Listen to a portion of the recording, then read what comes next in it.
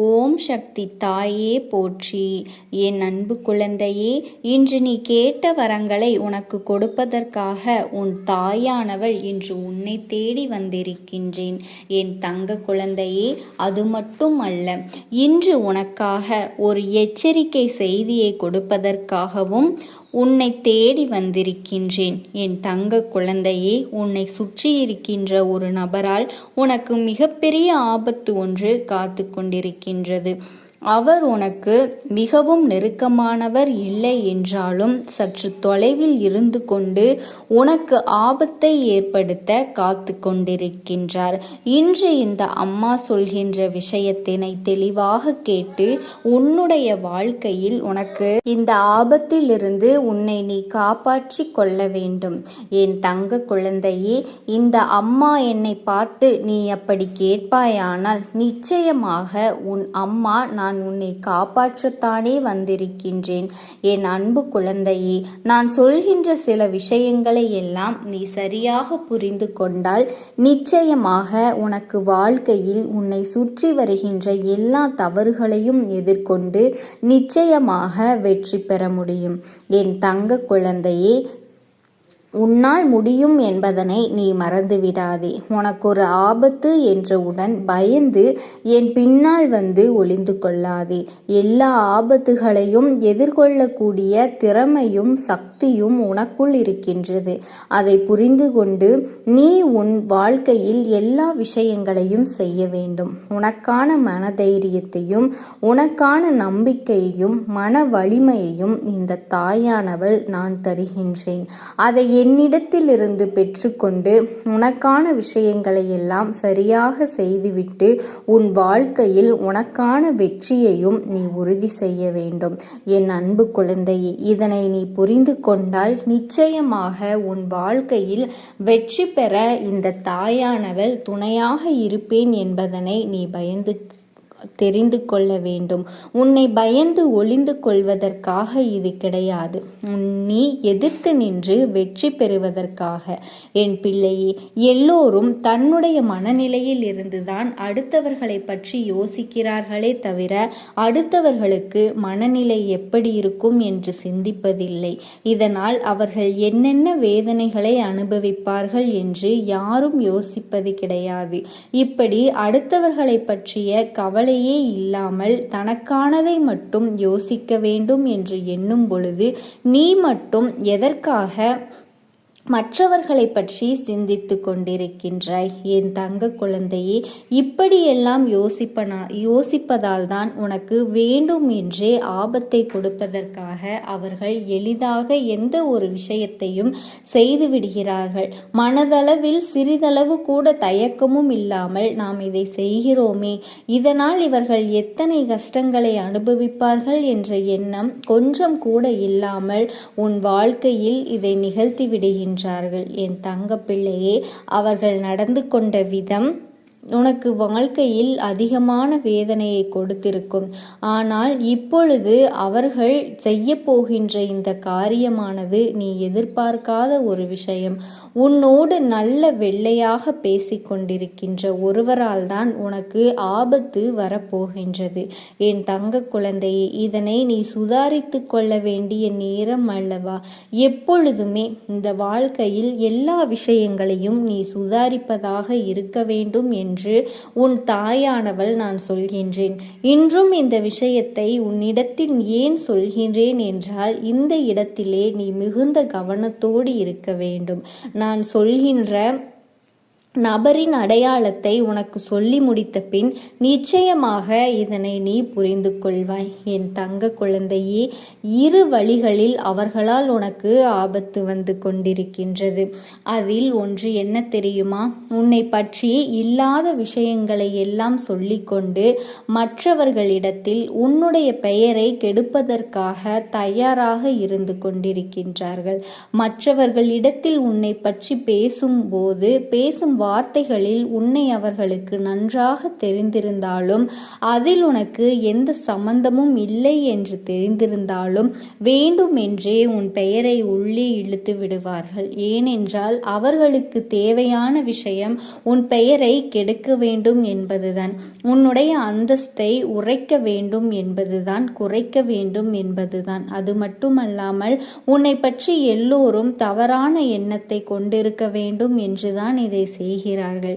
இனி உன் வாழ்க்கையில் சந்தோஷம் என்பது இருக்கக்கூடாது என்பதும் அவர்களினுடைய நோக்கம். ஏன் தெரியுமா? இதனால் அவர்களுக்கு என்ன பலன் என்றுதானே நீ யோசித்து கொண்டிருக்கின்றாய்.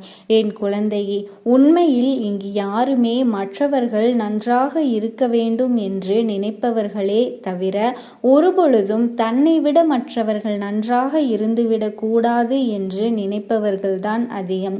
தன் நிலையில் இருந்தாலும் தன்னை விட்டு முன்னேறி வசதியாக வந்துவிடக்கூடாது என்பதில் மிகவும் கவனமாக இருந்து கொண்டிருக்கின்றார்கள். அதனால் என் தங்க பிள்ளையே, உன்னுடைய வாழ்க்கையில் இது போன்று நடக்கின்ற ஒவ்வொரு விஷயங்களிலும் ஏதோ ஒரு கஷ்டங்களும் துன்பங்களும் துயரங்களும் நடந்து கொண்டிருக்கின்றது. மற்றவர்களின் வார்த்தைகளால் உன்னை காயப்படுத்தி துளைத்தெடுக்கும் பொழுதெல்லாம் நீ அறியாமல் நின்று கொண்டிருப்பாய் அல்லவா?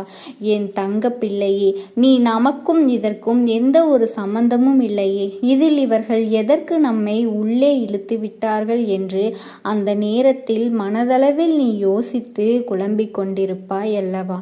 அந்த நேரம்தான் இப்பொழுது உனக்கு வந்து கொண்டிருக்கின்ற நேரம்.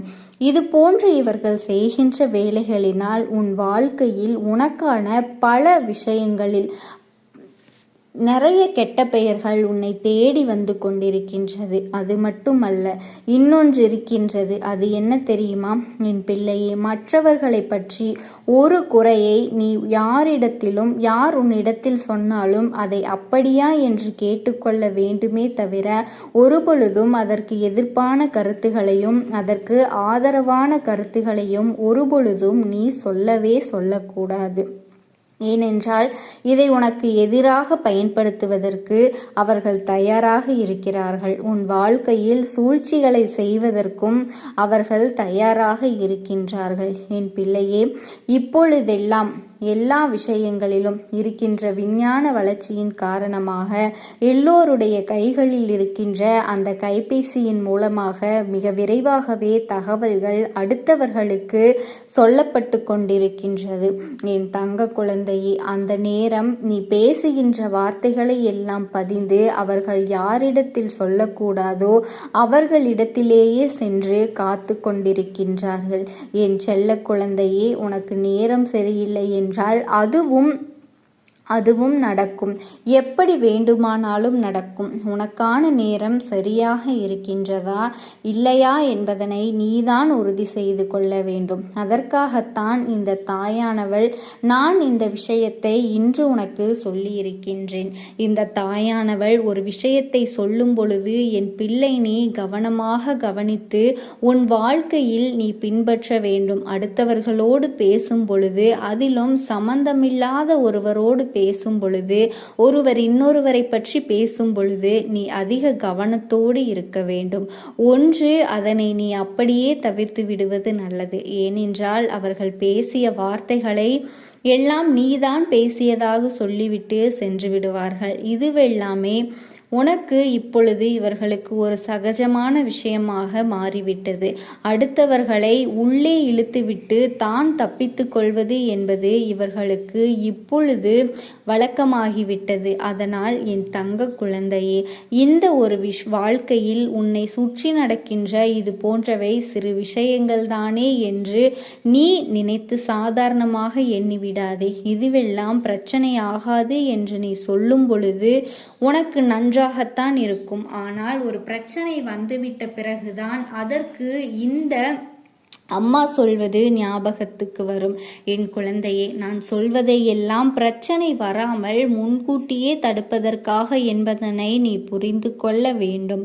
என் தங்க பிள்ளையே, அடுத்தவர்களின் பிரச்சனைகளை எல்லாம் இழுத்து கொண்டு வராமல் அதற்கு முன்பே என் குழந்தை உன்னுடைய பிரச்சனைகளை எல்லாம் நீ தீர்த்து கொள்ள வேண்டும் என்றுதான் உன் அம்மா நான் ஆசைப்படுகின்றேன். இந்த தாயானவளினுடைய வாக்கின்படி என் பிள்ளை நீ கேட்டு நடந்து கொண்டால் உனக்கு இந்த கஷ்டங்களை எல்லாம் கொடுக்கின்ற நபர்கள் நிச்சயமாக உன் வாழ்க்கையிலிருந்து நான் விலக்கி வைத்து விடுவேன். என் குழந்தையே, அவர்களின் அடையாளம் என்னவென்று கேட்கின்றாய் அல்லவா? என் பிள்ளையே, அவர் ஒரு ஆண் என்பதனை நினைவில் வைத்துக்கொள்.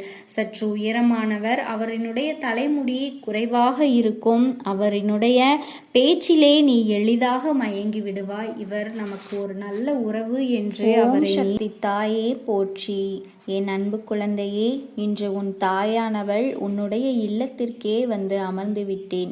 என் செல்ல குழந்தையே, நான் உன் இல்லத்திற்கு வந்து அமர்ந்துவிட்ட பிறகும் கூட நீ என் வாக்கினை கேட்காமல் செல்வாயா? நிச்சயமாக சென்றுவிட மாட்டாய் என்ற நம்பிக்கையில்தான் உன் அம்மா இன்று உன்னோடு பேச வந்திருக்கின்றேன். என் குழந்தையே, வாழ்க்கையில் உன்னை சுற்றி நடக்கின்ற ஒரு விஷயத்தை பற்றி இன்னமும் நீ உணராமல் இருந்து கொண்டிருக்கின்றாய். பல கஷ்டங்களிலிருந்து உன்னை காத்த இந்த கருப்பன் இந்த செய்தியை உன்னிடத்தில் சொல்லிவிட வேண்டும் என்றுதான் இந்த நேரத்திலே உன்னை தேடி வந்திருக்கின்றேன். என் அன்பு குழந்தையே, உன்னுடைய குடும்பத்தை சுற்றிலும் ஒரு சதி நடந்து கொண்டிருக்கின்றது. இந்த சதியை செய்கின்றவர் வேறு எங்கும் இல்லை, உன்னுடைய குடும்பத்திற்கு மிகவும் அருகாமையில்தான் இருந்து கொண்டிருக்கிறார்கள். இத்தனை நாட்களும் ஏன் அவர்கள் நல்லவர்கள் போல உன்னிடத்தில் நடித்து கொண்டிருந்தார்கள்? இப்பொழுது அவர்களினுடைய வேலையை உன்னுடைய குடும்பத்தின் மீது திசை திருப்பி விட்டிருக்கின்றார்கள். என் செல்லமே, ஒரு சிறிய சத்தம் உன் வீட்டில் கேட்டுவிட்டாலே போதும், அவர்களினுடைய செவிகள் அப்படியே உன் இல்லத்தை நோக்கி வந்து விடுகின்றது. ஒரு சிறு வார்த்தை கிடைத்துவிட்டால் கூட அதனை திரித்து பலவிதமாக பேசுவதற்கு தயாராகவும் இருக்கின்றார்கள். இப்பேற்பட்ட மனநிலையோடு உன்னுடைய இல்லத்திற்கு அருகில் இருக்கின்ற ஒரு பெண்மணியை இந்த நேரத்தில் நீ அடையாளம் கண்டு கொள்ள வேண்டும். என் அன்பு குழந்தையே, கொஞ்சம் குள்ளமான உயரம், அவர்கள் பேசுகின்ற வார்த்தைகள் எல்லாமே நமக்கு அவர்கள் நம் மீது அன்பானவர்கள், நம் மீது உரிமையோடு பேசக்கூடியவர்கள் என்பதை போல ஒரு எண்ணத்தினை உருவாக்கி விடுவார்கள். ஆனால் மற்றவர்களிடத்திலோ உன்னை பற்றி தவறாக பேசிக்கொண்டும் தவறாக சொல்லி கொண்டும் இருப்பதுதான் அவர்களின் வேலையாக இருக்கிறது. அது மட்டுமல்ல, படிப்பு அவர்களிடத்தில் அதிகமாக இல்லை என்றாலும் கல்வி சம்பந்தமான எந்த ஒரு விஷயங்களை சொன்னாலும் அவர்களுக்கு அத்தனை எளிதாக புரிந்துவிடாது. ஆனால் அடுத்தவர்களின் கதை, அடுத்தவர்களின் வாழ்க்கை என்று வேறு எதையாவது பற்றி அவர்களிடத்தில் சொன்னால் மட்டும் அது தெளிவாக புரிந்துவிடும். என் தங்க குழந்தையே, இப்படிப்பட்ட மனநிலையை கொண்ட ஒருவர் உன் இல்லத்தின் அருகில் இருந்து கொண்டு உன் இல்லத்தில் நடக்கின்ற அத்தனை விஷயங்களையும் நோட்டமிட்டு கொண்டிருக்கின்றார்கள். அது மட்டுமல்ல, ஒருவரை பற்றி இன்னொருவரிடமெல்லாம் கதை கதையாக அளந்து பேசுவதில் வல்லவராகவும் இருந்து கொண்டிருக்கின்றார்கள். அம்மா, அவர்கள் இப்படி பேசுவதற்கு நான் என்ன செய்ய முடியும் என்று நீ நினைக்கின்றாய் அல்லவா? என் அன்பு குழந்தையே, அவர்கள் இல்லத்திலிருந்து அவர்கள் நடத்துகின்ற இந்த நாடகத்தினை எல்லாம் நாம் எப்படி கண்டு கொள்ள முடியும்? நாம் எப்படி இதையெல்லாம் சமாளிக்க முடியும் என்று நீ நினைக்கின்றாய் அல்லவா? என் செல்ல குழந்தையே, முதலில் ஒரு விஷயத்தை நீ தெளிவாக புரிந்து கொள்ள வேண்டும். குடும்பத்திற்குள் நடக்கின்ற ஒரு விஷயத்தை ஒரு நாளும் அருகில் இருப்பவர்கள் கேட்கும்படி நீங்கள் பேசிவிடக்கூடாது. நம் குடும்பத்தில் நடக்கின்ற விஷயம் வெளியில் தெரிந்துவிட்டது என்றால் நிச்சயமாக கண், காது, மூக்கு வைத்து ஒவ்வொருவரும் அவரது மனநிலைக்கு ஏற்றவாறு அந்த கதைகளை திருத்தி திருத்தி பேசி கொண்டிருப்பார்கள். அதன் பிறகு உன்னால் எதுவுமே செய்துவிட முடியாது. அதனால் இந்த விஷயத்தை வெளியில் விடாமல் பார்த்து கொள்வதுதான் உனக்கு மிகவும் நல்லது என்பதனை நீ புரிந்து கொண்டாலே போதும். என் செல்ல பிள்ளையே, அதற்காக நீ என்ன செய்ய முடியும் என்று கேட்டால், இனிமேலாவது உன்னுடைய குடும்பத்தில் இருக்கின்ற எந்த ஒரு விஷயங்களை பற்றி நீங்கள் பேசினாலும் அக்கம் பக்கத்தில் உள்ளவர்களின் காதுகளுக்கும் எட்டிவிடாதபடி சற்று அமைதியாக பேச வேண்டும். கோபம் வந்தால்தான் சத்தம் அதிகரிக்கும் அல்லவா? அதனால் எந்த ஒரு விஷயத்தை பேசும்போதும் பொறுமையோடு கையாள வேண்டும். என் தங்க குழந்தையே, அது உங்களினுடைய வீட்டில் இருப்பவர்களுக்கும் நல்லது, உனக்கும் நல்லது என்பதனை நீ புரிந்து கொள்ள வேண்டும். ஆனால் இன்னும் சிலர் இங்கே என்ன செய்து கொண்டிருக்கிறார்கள் தெரியுமா? தங்களினுடைய உணர்ச்சிகளை எல்லாம் கட்டுப்படுத்த முடியாமல் மற்றவர்கள் இருக்கின்றார்கள் என்று கூட பார்க்காமல் உணர்ச்சி வசப்பட்டு தன்னோடு இருப்பவர்களின் மனதினையும் சேர்த்து காயப்படுத்தி கொண்டிருக்கின்றார்கள். என் குழந்தையே, எந்த இடத்தில் எப்படி பேச வேண்டும், என்ன பேச வேண்டும் என்கின்ற இங்கிதம் கூட இல்லாமல் தன் நிலை மறந்து வாயில் வந்ததையெல்லாம் படபடவென பேசிவிடுகின்றார்கள். என் தங்க குழந்தையே, இதுவெல்லாம் தவறு என்பதை இவர்களினுடைய பேச்சுக்கள் மற்றும் பிரித்து கூறக்கூடிய அந்த ஒரு போலியான விஷயங்களை வைத்தும் உங்களுக்கு வரக்கூடிய அவமானங்களை வைத்தும் நீங்களாகவே இனி தெரிந்து கொள்ள வேண்டும்.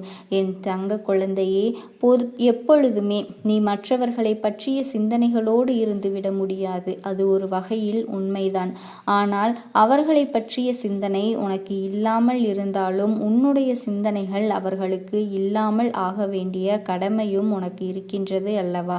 என் தங்க குழந்தையே, இன்று இந்த தாயானவள் உன்னுடைய வாழ்க்கையில் செய்து கொடுக்கின்ற எந்த ஒரு விஷயமானது இனி ஒரு நாளும் உன்னுடைய வாழ்க்கையில் உனக்கு கெடுதல் செய்ய நினைத்துவிடக்கூடாது என்பதில்தான் இருக்கின்றது. என் அன்பு பிள்ளையே, யாரோ ஒருவர் செய்த செயலுக்காக நீ மனவேதனை பட்டதோடு மட்டுமல்லாமல் இந்த வாழ்க்கையை பற்றி அதிக கவலையையும் கொண்டு விட்டாய் அல்லவா? என் செல்ல குழந்தையே, உன்னுடைய கவலை எதை சுற்றி இருந்தாலும் சரி, இனிமேல் இந்த வாழ்க்கையை பற்றிய கவலை உனக்கு வேண்டாம். ஏன் தெரியுமா? உனக்கு இது போன்ற கஷ்டங்களை கொடுக்கின்றவர்கள், இது போன்ற வேதனைகளை கொடுக்க வேண்டும் என்று நினைத்து கொண்டிருப்பவர்கள் உன்னுடைய குடும்பத்தை என்னாலும் ஒத்து பார்க்க கொண்டிருக்கின்றவர்கள் இல்லத்தில் அவர்கள் நினைத்து பார்க்க முடியாதபடி ஒரு பிரச்சனை வரப்போகின்றது. அது மற்றவர்களினுடைய வாயில் வந்து விழத்தான் போகின்றது. அப்பொழுதுதானே தெரியும் தான் மற்றவர்களுக்கு இது போன்ற ஒரு காரியத்தை செய்திருக்க கூடாது, அவர்களுக்கும் இது போன்று வந்துவிட்டது என்று அவர்களாகவே இதையெல்லாம் உணரப்போகின்றார்கள். என் தங்க குழந்தையே, இதைவிட அவர்கள் புரிந்து கொள்ள நல்ல ஒரு சந்தர்ப்பம் என்றுமே கிடைத்து விடாது. அந்த கஷ்டத்தை அவர்களும் தன் வாழ்க்கையில் உணர்ந்தால் அதை நிச்சயமாக புரிந்து கொண்டு திருந்திக் கொள்வார்கள். அப்பொழுதும் திருந்தவில்லை என்றால் மேலும் மேலும் அவர்கள் வாழ்க்கையில் நடக்க இருப்பதனை யாராலும் காப்பாற்ற முடியாது. எத்தனை தெய்வங்களை வணங்கினாலுமே அது நடக்கப் போவது இல்லை என்பதுதான் நிதர்சனமான உண்மை. என் தங்க குழந்தையே, அதனால் இன்று உனக்கு ஒருவர் வேதனை கொடுத்து விட்டார்கள் என்று நினைத்து கொண்டு நீ மனம் நொந்து போவதை நிறுத்திவிட்டு இனி எப்பொழுதுமே உன்னுடைய வாழ்க்கையில் எல்லாமே இனி நன்மையாகவே நடக்கும் என்பதனை புரிந்து கொண்டால் போதும். என் செல்ல பிள்ளையே, உனக்கு சோதனைகள் இருக்கின்றது என்று எண்ணுகின்றாயா? எங்கெல்லாம் உன்னை சுற்றி தீய மனிதர்கள் இருக்கின்றார்கள் என்று நினைக்கின்றாயா?